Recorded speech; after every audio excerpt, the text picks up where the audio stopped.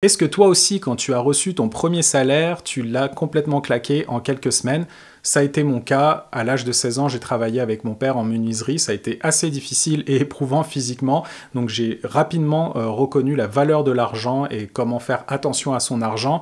Moi, la seule chose que j'ai réellement dépensée dans l'investissement, entre guillemets, c'était ma première guitare. Si tu remarques aussi, le décor a changé pour quelques vidéos. Je suis au Club Med de Charlevoix, en fait, au Québec. Et donc, vu que je suis musicien, en échange d'une heure de musique, j'ai accès au Club Med gratuitement. Donc, c'est un peu les avantages d'investir son temps et son argent dans des compétences qui te permettent d'avoir un side business à côté. Et dans cette vidéo, je vais te partager 5 choses que j'aurais aimé savoir sur l'argent beaucoup plus tôt parce que je l'ai vraiment dépensé un peu n'importe comment et avec le recul, je vais te donner tout ce que je sais. La première chose, c'est que l'argent, c'est un effet de levier et pas forcément une récompense. Et ça, j'ai envie de te le dire vraiment très franchement parce que d'habitude, les gens attendent leur chèque de paye pour aller dans un bar, aller au restaurant, s'acheter des affaires qui peut-être ne leur serviront à rien, juste pour se gâter, pour se faire plaisir.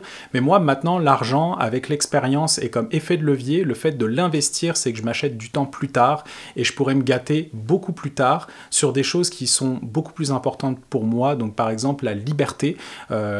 J'essaye de ne pas acheter trop de gadgets ou des choses qui me servent à rien, qui perdent de la valeur sur le temps, parce que justement, le fait de pouvoir gagner cet argent et de le placer, ça te permet d'être patient, de ne pas être spontané, parce que j'avais tendance à vouloir acheter vraiment très rapidement des affaires. Dès que j'avais envie de quelque chose, je me l'achetais, et ce n'était pas forcément les bonnes choses. Je préfère personnellement semer mes petites graines aujourd'hui pour me récompenser demain, et c'est pas une histoire de se priver. Personnellement, j'ai pas besoin d'acheter 36 paires de souliers, j'ai pas besoin d'acheter plein de vêtements, je peux vraiment me gâter comme je veux pour investir cet argent-là plus tard. Et sache que quand tu vas investir ton argent, que tu vas le placer, qui va fructifier, c'est plus tard que tu vas pouvoir récolter les graines sans que ça te coûte aucun effort. Par exemple, si tu dépenses ton chèque de paye à chaque fois, par exemple tu reçois ton salaire au début de mois et que tu claques tout, c'est vraiment une roue qui continue, donc on appelle ça la rat race, où en fait tu vas dépenser ton argent et après tu vas dépendre de ton chèque de paye pour survivre, etc. Si tu mets pas d'argent de côté,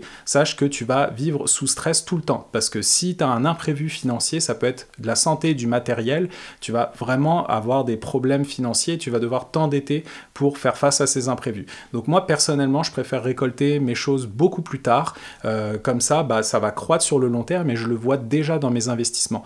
Même avec, j'ai commencé à l'âge de 32 ans à investir, j'en ai 36, donc en 4 ans, là c'est sûr que les marchés boursiers sont très très volatiles, mais j'ai vu mon portefeuille grandir très très rapidement en investissant dans des ETF, des actions américaines, canadiennes, peu importe.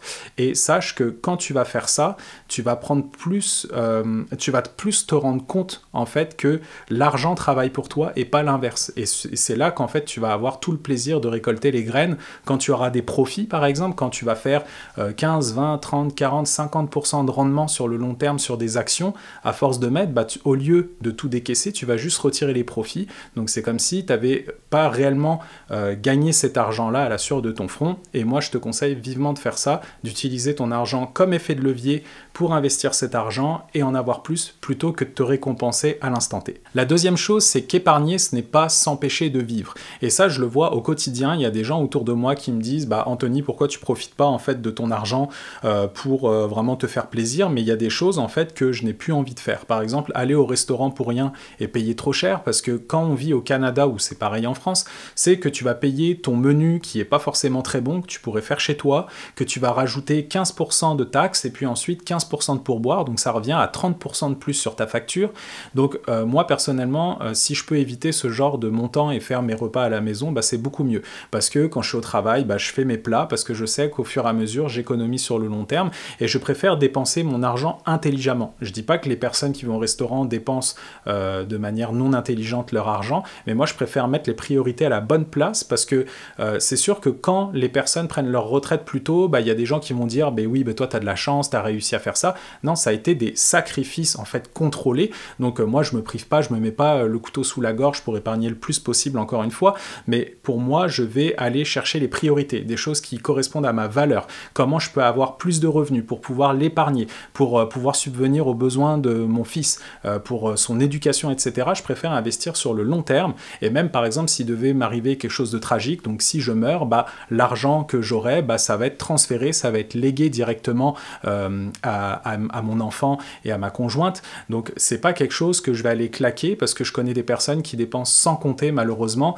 et qui, le jour où ils vont mourir, ils vont se retrouver avec plein de matériel à devoir gérer et à tout jeter à la poubelle ou tout donner parce que la personne n'a pas dépensé intelligemment son argent. Donc moi, je préfère léguer une sorte d'héritage plutôt que des choses matérielles que les gens vont jeter à la poubelle. La troisième chose, c'est que l'arme la plus puissante pour le long terme, c'est le temps.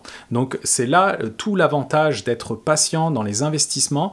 L'épargne, ça reste quelque chose. Si tu épargnes tel montant par mois, ce sera une courbe linéaire, ça va augmenter petit à petit, mais ça n'a rien à voir avec l'investissement. Sache que si tu commences le plus tôt possible, par exemple si tu as 18 ans et que tu mets par exemple 100 $ ou 100 € en bourse, donc dans des ETF, on va pas te dire d'aller chercher des rendements mirobolants dans des choses vraiment extrêmes, etc., parce que tu pourrais tout perdre. Et moi, j'ai perdu aussi beaucoup d'argent en faisant des erreurs à l'époque par rapport à ça.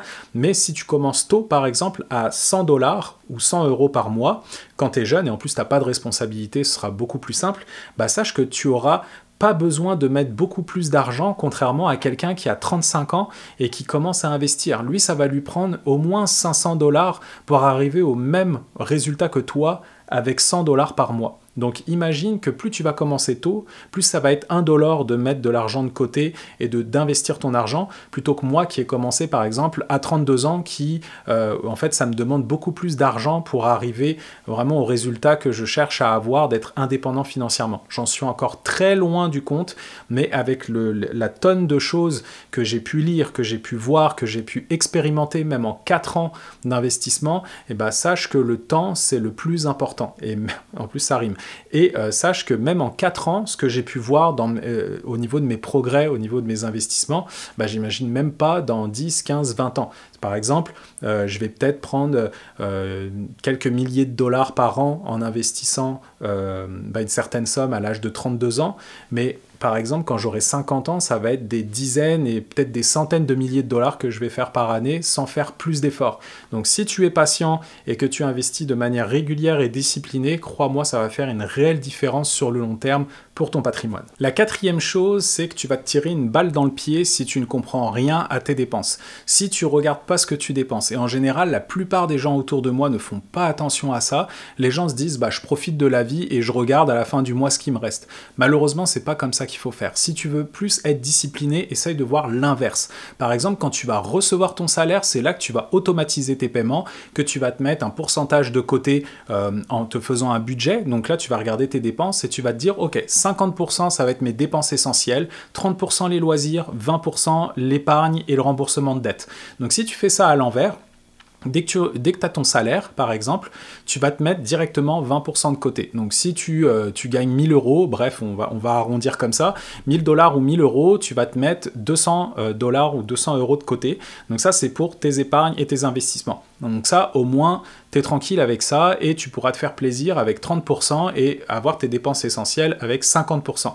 Donc tu vas faire le prorata avec ton salaire et sache que c'est beaucoup mieux parce que les gens qui regardent au bout de leur nez et qui savent pas s'il s'en vient, ils savent pas comment ils dépensent, comment tu veux gérer ton argent. Si tu sais même pas combien tu as d'abonnements, tu sais même pas combien tu dépenses en restaurant, que tu dépenses en épicerie, t'acheter des fringues, etc. C'est là que ça va être vraiment galère au niveau de ton argent sur le long terme et moi, ça a été mon cas, même si je gagnais pas beaucoup, je dépensais pas tellement, mais je ne faisais pas attention non plus. Donc en fait, quand moi je regardais mes relevés de compte, là je me disais, ah ok, quand même, j'ai quand même dépensé beaucoup d'argent en restaurant, donc ça peut être les dîners sur l'heure du travail ou des sorties entre amis, mais si tu as des objectifs, par exemple, des objectifs financiers, de prendre ta retraite plus tôt, de te dire moi ça me prend un fonds d'urgence parce que je suis pas tellement sécure avec mon travail, etc.